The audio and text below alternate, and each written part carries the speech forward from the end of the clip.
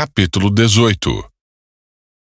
Depois que Davi terminou de falar com Saul, formou-se de imediato um forte laço de amizade entre ele e Jonatas, filho do rei, por causa do amor que Jonatas tinha por Davi. A partir daquele dia, Saul manteve Davi consigo e não o deixou voltar para a casa de seu pai. Jonatas assumiu um compromisso solene com Davi, pois o amava como a si mesmo. Para selar essa aliança, Jonatas tirou seu manto e o entregou a Davi, junto com sua armadura, sua espada, seu arco e seu cinturão. Davi cumpria com êxito todas as missões de que Saul o encarregava.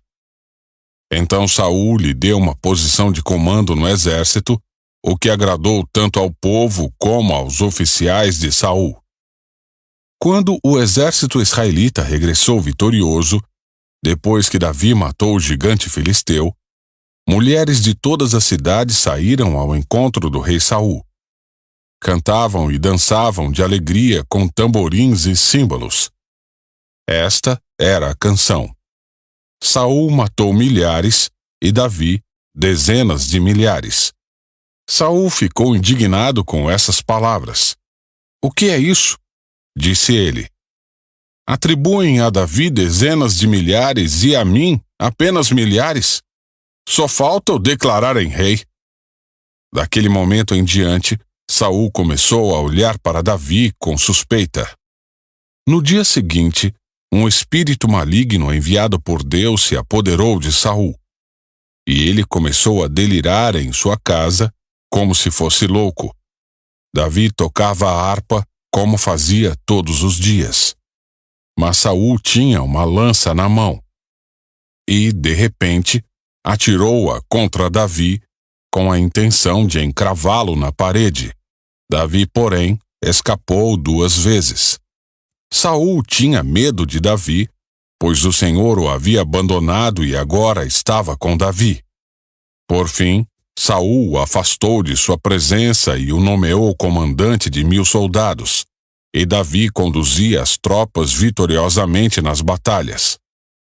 Davi continuou a ter êxito em tudo o que fazia, pois o Senhor estava com ele. Quando Saul viu isso, teve ainda mais medo. Mas todo Israel e todo o Judá amavam Davi, porque ele conduzia as tropas vitoriosamente nas batalhas. Certo dia, Saul disse a Davi: "Estou pronto a lhe dar minha filha mais velha, Merabe, por esposa. Antes, porém, sirva-me como um guerreiro valente, lutando nas batalhas do Senhor." Pois Saul pensou: "Em vez de matá-lo eu mesmo, vou enviá-lo aos filisteus, e eles o matarão."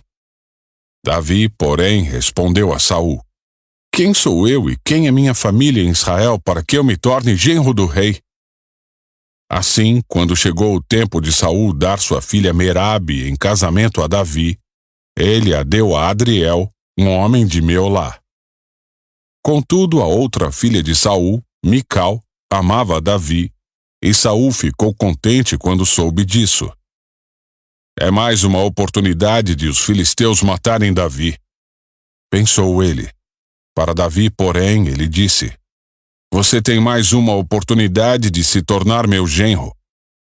Então Saul instruiu seus servos a dizerem a Davi, em particular: "O rei gosta muito de você e nós também. Por que não aceita a oferta do rei e se torna genro dele?" Quando disseram isso a Davi, ele respondeu: "Como um homem pobre de família humilde terá condições de pagar o dote da filha de um rei?" Então os homens de Saul contaram-lhe o que Davi disse.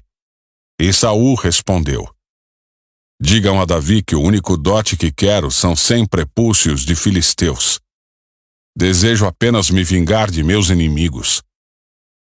Mas Saul planejava que Davi fosse morto na luta. Quando os servos de Saul trouxeram essa notícia a Davi, ele aceitou a oferta de bom grado. Antes do prazo estipulado, ele e seus homens saíram e mataram 200 filisteus. Davi cumpriu a exigência para tornar-se genro do rei, trazendo-lhe os prepúcios. Então Saul deu sua filha Mical por esposa a Davi. Quando Saul percebeu que o Senhor estava com Davi e viu como sua filha Mical o amava, temeu Davi ainda mais e continuou a ser inimigo dele pelo resto de sua vida. Sempre que os comandantes dos filisteus atacavam, Davi era mais bem-sucedido contra eles que todos os outros oficiais de Saul. Assim, o nome de Davi se tornou muito famoso.